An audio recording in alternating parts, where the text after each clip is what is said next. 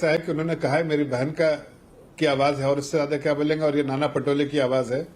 बाकी तो इन्वेस्टिगेशन में पता चलेगा, लेकिन जो आवाज हमने सुनी है इतने सालों में, उस आवाज और इसको मैच करता हूं तो बिल्कुल आइडेंटिकल लगता है। ये मेरी बहन की आवाज है, नाना पटोले की आवाज है, उन्होंने तो कंफर्म किया। दूसरी बात जो है कि ऐसी कोई बात नहीं है कि आप इस तरह का इस संदेह और स्पेकुलेशन अजीत पवार जी के बारे में कहे।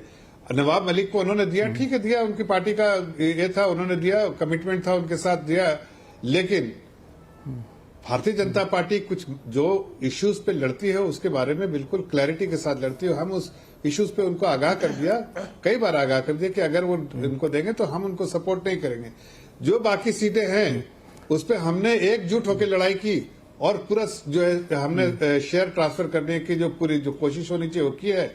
उस सीट पे हमने लड़ी, इसलिए कि हमारा दूसरा जो है कैंडिडेट है, वहां से दूसरा कैंडिडेट जो है वो जो पाटिल साहब है, और वो पाटिल साहब लड़ रहे हैं, वहां से हम उनको सपोर्ट कर रहे हैं। वो शिवसेना सिंधे के कैंडिडेट, ऑफिशियल कैंडिडेट हैं, उनके साथ उनको हम सपोर्ट कर रहे हैं, और हमको लगता है कि वो कंफर्टेबली जीत। ठीक है, ठीक है, मैं इस मुद्दे को आगे बढ़ाऊंगा, वो है वोटिंग परसेंटेज को लेकर के जो अभी इलेक्शन। हाँ। नहीं, एक छोटी सी बात, एक छोटी सी हाँ, बात, अपनी बात कंप्लीट करिए, जफर इस्लाम से अपनी बात पूरी करें। कॉम्प्लेक्स सब्जेक्ट है इलेक्शन, बहुत कॉम्प्लेक्स सब्जेक्ट है। कई चीजें जो आप देख पा रहे हैं, आप जिस नजरिए से आप देख रहे हैं, वो नजरिया हमारा नहीं हो सकता, एक पॉलिटिकल पार्टी का, किसी भी पॉलिटिकल पार्टी का नजरिया नहीं हो सकता। तो इलेक्शन में जब रिजल्ट आ जाए ना, उसके बाद ही उसको उस चीज का जो है जो इंट्रोस्पेक्शन करते हैं हम लोग कि भाई कहां पर गलत हुए, कहां से। बिल्कुल, ये आपने बहुत बड़ा डिस्क्लेमर दे दिया एक तरीके से कि काफी कॉम्प्लेक्स है, इस पे जब रिजल्ट आ जाए तभी हम लोग कुछ कह सकते हैं ठोस तरीके से। अवधेश कुमार जी के पास जाऊंगा, लेकिन आनंद दुबे जी कुछ कहना चाहते हैं, बहुत देर से हाथ उठाए हुए। आनंद दुबे जी, दोनों ही बात में कितना उलझन है। जफर इस्लाम साहब कह रहे हैं कि एक बार रिजल्ट आ जाए तब बात करें, और शिवसेना जो असली है उसके बारे में कह रहे हैं कि 10-12 सीटें ये पाएगी। मैं आपको चैलेंज करता हूं, मैंने पहले आशीष सिलार को भी किया था, आपको भी करता हूं, अगर शिवसेना 10-12 सीटें पाएगी तो इतने बड़े चैनल पर बैठ के बोल रहा हूं कि हम राजनीति नहीं करेंगे जीवन भर, और अगर 10-12 से ज्यादा पाएगी तो आप राजनीति करेंगे जफर भाई, या छोड़ देंगे? बताइए, कभी तो आमने सामने की बात किया करो जफर भाई। देखिए, आप अपने एक से सुनो ना, आप एक मिनट बात बोल रहा हूँ। आपने अपने राजनीतिक जीवन में क्या करना है वो तो फैसला आप ही कर सकते हैं, मैं तो उस पर कोई टीका टिप्पणी नहीं करूंगा। लेकिन जो अपना अनुमान है, मैं अपने अनुमान से कह रहा हूँ कि जो आप जिस जगह में जीते थे, अरे झूठ और सच की बात कहाँ है, तो पहले आपको इतना समझना पड़ेगा कि आप किस तरह की लैंग्वेज का इस्तेमाल कर रहे हैं। आपको ये समझ में आता है, पढ़े लिखे इंसान है, कि मेरा अनुमान है ये होगा, आपका अनुमान होगा कि भाई आप 500 कह दीजिए, तो आपका अनुमान होगा 500 बोल दिया, क्या मेरा अनुमान है कि बीजेपी 70 सीटें क्रॉस नहीं कर रही है, मेरा अनुमान है। तो ठीक है, ये आपका अनुमान है, मैं आपके अनुमान को, ठीक है, आप लोग अपने अपने अनुमान पे टिके रहिए, और जब आएगा निकल के रिजल्ट तब हम लोग इस अनुमान पे आगे चर्चा करेंगे, किसके अनुमान पे मुहर लगती है, किनका अनुमान जो है सो गलत। जमीन खिसक गया इनको, इनको इस बात का अंदाज नहीं कि इनकी जमीन खिसक चुकी। 2024 के जनरल इलेक्शन में भी आप अच्छा नहीं कर पाए थे, कांग्रेस ने अपना वोट ट्रांसफर किया, मुस्लिम वोट ट्रांसफर है तो कुछ सीटें आई। ठीक है, 23 तारीख तक हम लोग इंतजार करते हैं, लेकिन फिलहाल 23 तारीख तक हम लोग इंतजार करते हैं, लेकिन फिलहाल एक चीज, अस्मिता पर प्रहार हुआ फिर भी हम 9 जीते। ठीक है, इस पे हम लोग चर्चा करेंगे आगे। अवधेश कुमार जी, मैं थोड़ा सा एग्जिट पोल को थोड़ा साइड करें हम लोग, तो जो वोटर टर्न अराउंड दिखा है, चूंकि चुनाव आयोग ने बहुत सही तरीके से इस बार क्या किया कि हफ्ते के बीच में रखा चुनाव को, ताकि लोग छुट्टी लेकर के चले जाते हैं, वीकेंड में साथ लेकर के बाहर चले जाते हैं, तो ज़्यादा से ज़्यादा वोट पड़े, लेकिन वो असर दिखा नहीं। तो जो वोट डालने का प्रतिशत है उसमें बढ़ोतरी का नहीं होना, ये किनके लिए चिंता का विषय है?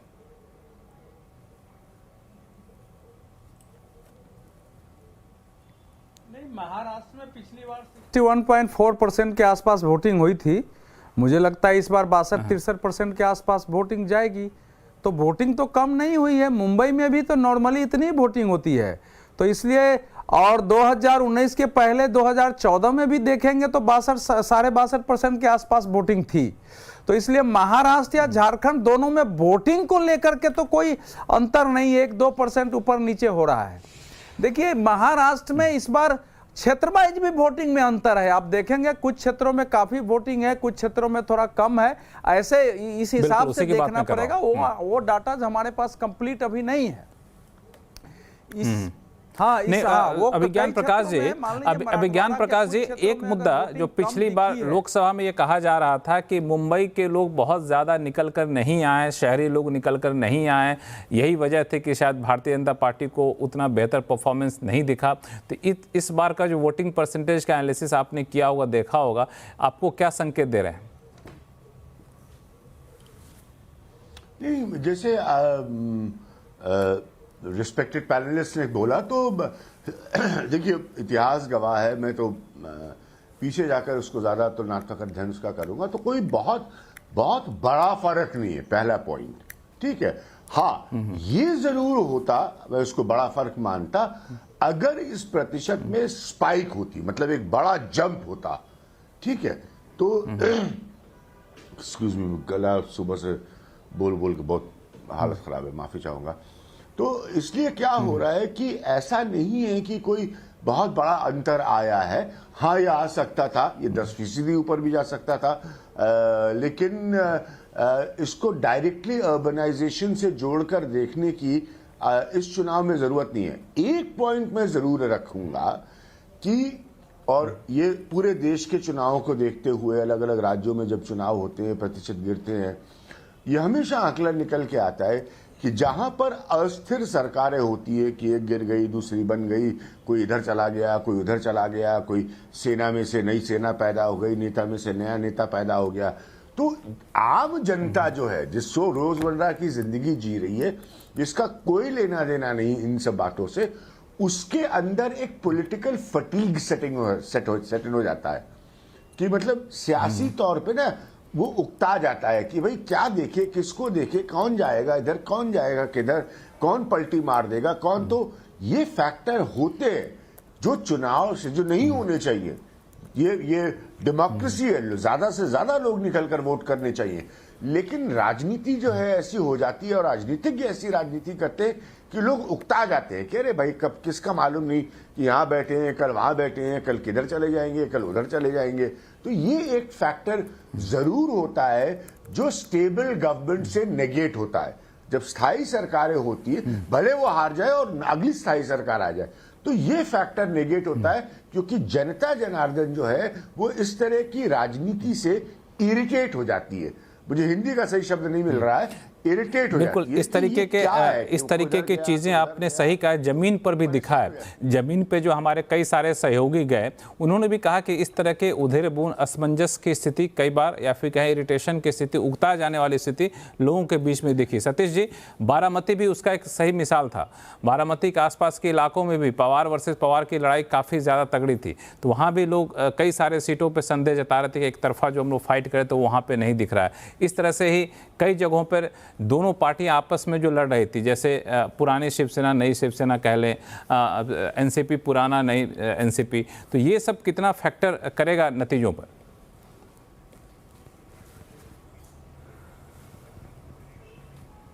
देखिए, नतीजों पर तो जरूर फैक्टर करेगा, इसलिए मैंने बोला गली गली का चुनाव है। दूसरी बात, देखिए जो वोटिंग परसेंटेज नहीं बढ़ा है, ये चिंता की बात है। कारण कि जब इतने सारे पार्टियां इतने बड़े धुरंधर हैं, तो भाई वोटर को तो निकल के आना चाहिए था ना, निकाल के लाना चाहिए था। जब कैंडिडेट का ही है कि भाई ये इसका रेबेल हो, इसका रेबेल हो, इस पार्टी का हो, तो सब अपना अपना निकाल। लेकिन जनता निराशा दिखा रही है, जनता निराशा दिखा रही है और इसका चुनाव नतीजों पे प्रभाव पड़ेगा। नंबर 2। नंबर 3, देखिए महाराष्ट्र के चुनाव बिल्कुल नजदीकी मामला है मेरे अनुमान में, मैं एग्जिट पेग्जिट नहीं देखता।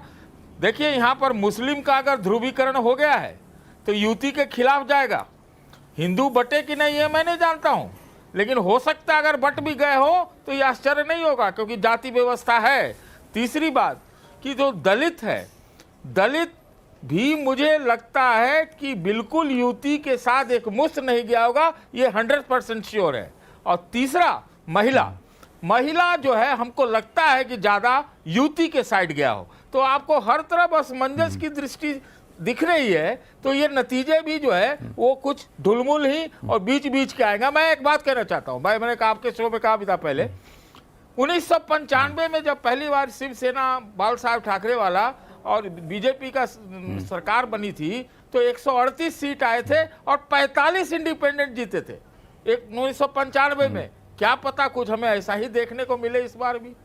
कौन किधर छड़प जाएगा पता तो हर नहीं कोई है लक्ष्मण जी। हर कोई ऐसा ही होगा। अलग अलग अटकलें लगा रहा है, कौन किधर छड़प जाएगा कोई अंदाजा नहीं। आनंद दुबे जी, आपने अपने अनुमान दिए 163 के आसपास, जफर इस्लाम साहब 203 के आसपास का अनुमान दे रहे थे, एग्जिट पोल कुछ और कह रहे हैं। चलिए हम लोग ऐसा करते हैं कि हम लोग किसी के साथ नहीं रहते हैं, बीच का अनुमान लगाते हैं कि हो सकता है कि बराबरी की फाइट हो, जैसा सतीश के सिंह साहब और बाकी हमारे पैनलिस्ट कह रहे थे। तो बीच के फाइट में सबसे ज़्यादा एक सबसे फ्लेक्सिबल फैक्टर जो है, या फिर कहें सबसे लचीलापन जो है, वो सबकी नज़रें टिकी रहेंगी शिवसेना पर। शिवसेना उद्धव ठाकरे भाजपा के गठबंधन को तोड़ा क्योंकि उन्हें मुख्यमंत्री बनना था, वो चले गए उधर, 2.5 साल रहे लेकिन फिर दोबारा से सत्ता चली गई। बाकी कहीं कोई मिलावट, दोनों में समानता नहीं दिखती है, एमबीए और एमबीए के भीतर शिवसेना में। तो ऐसे में शिवसेना के वापस आने का दरवाज़ा आप लोग कितना खोल कर रखे हुए हैं, क्योंकि आपकी तो ज़्यादातर समानताएं महायुति से मिलती हैं, भाजपा से मिलती हैं। दरवाजा बंद है और उस दरवाजे पे कम से कम 500-500 किलो के ताले भी लगे हैं, वो टूटने वाले नहीं है। अच्छा, ताले ही लगे, दीवार तो नहीं बनी है? पार्टी ने हमारी पार्टी ताले ही लगे हैं, दीवार तो नहीं बनी है? नहीं, मैं वही कह रहा हूँ, दीवार भी बन गई है। नहीं, दीवार भी बनी है ना, दीवार के बाद ही ताला लगता है। अच्छा, दीवार पर दरवाजा होता अच्छा। है, दरवाजे पर ताला लगता है। जिस अहंकारी पार्टी ने हमारी पार्टी तोड़ी है, सडन करके हमारी सरकार गिराई, हमारा नाम और चुनाव चिन्ह चुराया है, हम उसको माफ करेंगे? महाराष्ट्र कदापि माफ नहीं करने वाला है किसी भी कीमत पर। बहुत दावे और जिम्मेदारी से कहता हूं कि हम सब महाविकास आघाड़ी के साथ हैं। आपके ये जो एग्जिट पोल आ रहे हैं, ये सब के सब ध्वस्त हो जाएंगे। जो हमारे बारे में अच्छा बता रहे हैं, जो बुरा बता रहे हैं, मैं उनमें नहीं जाना चाहता। हम 160 से ज्यादा सीटें लाकर सरकार बनाने जा रहे हैं। हमें फिर आपको मुंह दिखाना है, हम कोई भाग नहीं जाएंगे देश छोड़ के, हमें आपके सामने आना है। हमारे ग्राउंड्स रिपोर्ट्स बता रहे हैं कि बहुत अच्छी लड़ाई हुई है। हमारी तीनों ही पार्टियों का बहुत अच्छा वोट बैंक है, जिन्होंने हमें मदद किया है। हमारे किसान, नौजवान, माताओं, बहनों का आशीर्वाद मिला है। इस दम पर हम बोल रहे हैं, हम कोई 200 पार, जफर इस्लाम साहब, ताले दोनों तरफ लग गए कि एक ही तरफ लगे हुए हैं? एक मिनट आनंद दुबे जी, एक मिनट आनंद दुबे जी, एक मिनट। जफर इस्लाम साहब है हाथ कंगन को आर से क्या? जफर इस्लाम साहब, ताले दोनों तरफ लगे हैं कि एक ही तरफ लगे हैं? अरे देखिए, ऐसा है कि ताला जितना बड़ा ताला लगा सकते हैं लगाइए, इसलिए कि आपके ताले का कोई वैल्यू नहीं है। ये इनको ही पता है, जो ताला लगाते हैं चाबी उनके पास रहता ही नहीं है, तो इनके ताले का तो कोई वैल्यू नहीं, लगा के रखे। हकीकत यह है कि इस बार जो मैंडेट मिलेगा, और बहुत क्लियर है, देखिए एग्जिट पोल्स जो दिखा रहे हो छोड़ दीजिए एक बार को, मैं उसको, हमारा बिल्कुल क्लियर एकदम जो जमीन से जो फीडबैक हमको है, पन्ना प्रमुख जो हमारे रहते हैं उनसे, हम बहुत कंफर्टेबली जीत रहे हैं। हो सकता है 203 की जगह 205 आए, 195 आए, ये हो सकता है। हम इसको कोई एग्जैक्ट तो नहीं बोल सकते, लेकिन मुझे जो लगता है ऐसे कि हम जो आंकड़े हमारे आते हैं कि हम सैकड़ा, हमारा जो सेंचुरी रहेगा और डबल सेंचुरी बनाने के लिए जो जितना हमें मेहनत करनी थी हमने की है, तो इसलिए हमें पूरा यकीन है कि हमको हम कंफर्टेबली जीतेंगे। हो सकता है ऊपर नीचे कुछ हो सकता है, लेकिन जीत जहां तक है। विजय त्रिवेदी जी कुछ बोलना चाहते हैं, उनके पास जाऊंगा, लेकिन जफर इस्लाम साहब एक सवाल आपसे पूछ लूं जल्दी से कि आप जो कॉन्फिडेंस दिखा रहे हैं, जो कई सारे क्षेत्र ऐसे थे जो महाराष्ट्र चुनाव को हम लोगों ने 5-6 हिस्से में बांट के देखना शुरू किया था, तो अलग अलग पॉकेट में अलग अलग वोट, अलग अलग शेयर जा रहे थे, तो आपको किस पॉकेट में बढ़त दिख रही है? क्योंकि एक पॉकेट था आपका विदर्भ, कहा भी जाता है कि विदर्भ में जो जीतता है वही सरकार बनाता है, विदर्भ से ही रास्ता जाता है महाराष्ट्र की सत्ता का। तो विदर्भ में आप लोगों की स्थिति बहुत कमजोर हो गई थी बीच में, तो आप किस पॉकेट में अपने आप बढ़ोतरी देख रहे हैं? हाँ देखिए, हम नॉर्थ महाराष्ट्र में बहुत अच्छा करने वाले हैं। विदर्भ में हम जो कमियां रह गई थी इसको दूर कर पाए, विदर्भ में बहुत अच्छा करेंगे। हम मराठवाड़ा में अच्छा करेंगे, वेस्टर्न महाराष्ट्र में अच्छा करेंगे, कोंकण रीजन ये सब तो हमारा गढ़ी है और उसमें हम अच्छा करेंगे, हमें कोई कहीं कठिनाई नहीं दिख रही है। कठिनाई तो दिख रही है वाटा को, आनंद दुबे हमारे मित्र हैं, उनको पता है कि जमीन में उनको भी कहा अकेले में बात कीजिए, उनको जब ये शो खत्म होगा बोले भाई क्या सही सही बताओ तो बता देंगे आपको। कह रहे क्या करूंगे, हमारे कैंपेन ही नहीं चल रहा है, ये चल रहा है, वो चल रहा है। इस कॉन्फिडेंस में आरएसएस का कितना हाथ है? देखिए सबका योगदान है। मैं तो कह रहा हूं कि हमारे जितने भी जो सहयोगी लोग हैं सबने सहयोग किया है, प्लस आशीर्वाद जनता का है। जनता हमारी महिलाएं बहनें वो हर तरह से आशीर्वाद देंगी, हमारे किसान भाई आशीर्वाद देंगे, इसलिए कि जो भी किसान से जुड़े हुए जो भी परेशानी तो सबको दूर किया है। और कहीं न हमें कहीं कठिनाई दिख नहीं रही, कोई रोड़ा दिख नहीं रहा है, जो कि 2024 के इसमें इलेक्शन में दिख रहा था वो आपको भी नहीं दिख रहा होगा। मैं तो बिल्कुल यकीन से कह रहे हैं कि आपको भी वो चीज नहीं दिख रही होगी जो उस वक्त एक हवा में एक बात चलती थी, जो सबको दिखता था वो किसी को नहीं दिख रहा। और हमने उसके बाद जो डेवलपमेंट हुआ है, हमने कई इंफ्रास्ट्रक्चर प्रोजेक्ट जो काम शुरू किया था उसको खोला है। आज देखिए ना मुंबई में, मैं इस वक्त मुंबई में बैठा हूं और मुझे मालूम है कि मुंबई में सफर करना कितना आसान हो गया है। एक जगह से दूसरे जाना वो तकलीफ नहीं होती, जैसे पहले स्ट्रगल होता था कि अरे यहाँ जाना तो वहां जाना सोचना पड़ता था, अभी कुछ नहीं गए। तो ये सब जो इंफ्रास्ट्रक्चर डेवलपमेंट हो रहा है तेजी से, हालांकि ये सारे फैक्टर तो इंफ्रास्ट्रक्चर डेवलपमेंट, तेजी से विकास होना, लोगों के पास फायदा पहुंचाना, ये सारी बातें लोकसभा में वही फैक्टर काम कर रही थी, लेकिन लोकसभा में नतीजे निकल कर रहे हैं।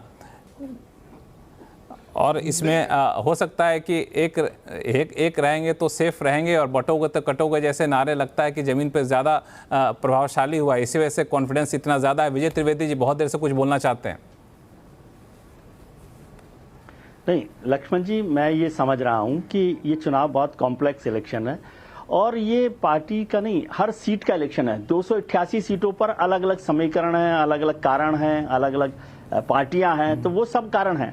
आपके परमिशन से, मैं जफर इस्लाम साहब बहुत विद्वान लोगों में से हैं, बहुत soft speaker Bharatiya Janata party के प्रवक्ता हैं, इसलिए मैं आपकी इजाज़त से एक सवाल पूछने की हिमाकत कर रहा हूँ। एक चीज़ मैं समझना चाहता हूँ जफर साहब से कि पिछली बार उद्धव ठाकरे साहब के साथ आपने सरकार नहीं बनाई, शिवसेना के साथ, वो 2.5 साल सरकार बनाना चाहते थे, 2.5 साल मुख्यमंत्री रहना चाहते थे, तो उससे उनको नहीं ये मौका दिया, तो भारतीय जनता पार्टी ने 2.5 साल की बजाय 5 साल शिवसेना को मुख्यमंत्री बनने का मौका दिया।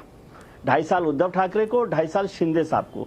तो एक तो इस भारतीय जनता पार्टी की इस रणनीति को वो कैसे देखते हैं कि जो 2.5 साल भारतीय जनता पार्टी का मुख्यमंत्री हो सकता था, वो 2.5 साल की बजाय 5 साल भारतीय जनता पार्टी को ये मौका नहीं मिला, फिर उप मुख्यमंत्री बना दिया मुख्यमंत्री जी को। दूसरा मैं आज पूछना चाहता हूँ, क्योंकि उस समय से हम 5 साल से हम समझ ही नहीं पा रहे कि भाई अमित शाह जी ने या भारतीय जनता पार्टी के नेताओं ने उद्धव जी को भरोसा दिया था कि नहीं दिया था। तो आज ये मौका है, जफर साहब बता सकते हैं कि क्या एकनाथ शिंदे जी को अभी भारतीय जनता पार्टी ने ये भरोसा दिलाया है कि वो मुख्यमंत्री होंगे, ताकि नहीं तो फिर 5 साल हमें इंतजार करना पड़ेगा यदि सरकार बनी तो। देखिए बिल्कुल वाज़े तौर पे सही जो हकीकत जो है वो आपके सामने बयान कर रहा हूं, जनता को भी मालूम होना चाहिए। न उस वक्त दिया था, न आज दिया है, न पहले था ऐसा कुछ आश्वासन उद्धव ठाकरे जी को। उनकी महत्वाकांक्षा हो सकती है, लेकिन हमारे तरफ से कोई आश्वासन नहीं था और ना आज इस वक्त किसी को आश्वासन है। हमने यही फैसला लिया है और सब मिल बैठ के ने फैसला लिया। आप इस बात को तस्दीक कर सकते हैं, पूछ सकते हैं, क्लैरिटी ले सकते हैं माननीय मुख्यमंत्री जी से कि एक बार इलेक्शन हो जाए। हम उनकी अगुवाई में इलेक्शन लड़ रहे हैं, हम इस इलेक्शन को लड़ रहे हैं, शिंदे जी की अगुवाई में लड़ रहे हैं और उनके जो स्ट्रांग पिलर्स हैं वो अजीत पवार जी हैं और फडणवीस जी हैं। इस दोनों प्रोमिनेंट फेस है महाराष्ट्र के इसमें, महाराष्ट्र पॉलिटिक्स में दोनों प्रोमिनेंट फेस है। अब हम सब एकजुट होकर लड़ रहे हैं। इलेक्शन के बाद जब सीटें आ जाएंगी पूरी, तब हमारी लीडरशिप के साथ महायुति के पार्टनर्स, उनके लीडर्स जो टॉप के लीडर्स वो बैठेंगे, चर्चा करेंगे, फैसला करेंगे और सबकी सहमति से एक नाम प्रपोज होगा और वो मुख्यमंत्री होगा। हालांकि जो विजय जी ने सवाल पूछा उसी का एक कह सकते हैं एक सप्लीमेंट्री सवाल मेरा रहेगा, उसका जवाब मैं आपसे लूँगा ब्रेक के बाद। वो ये कि कितने दिन तक देवेंद्र फडणवीस जैसे प्रभावशाली युवा नेता को आप मुख्यमंत्री के कुर्सी से बाहर रख सकते हैं, इतना जोखिम लेने की क्षमता कितनी है?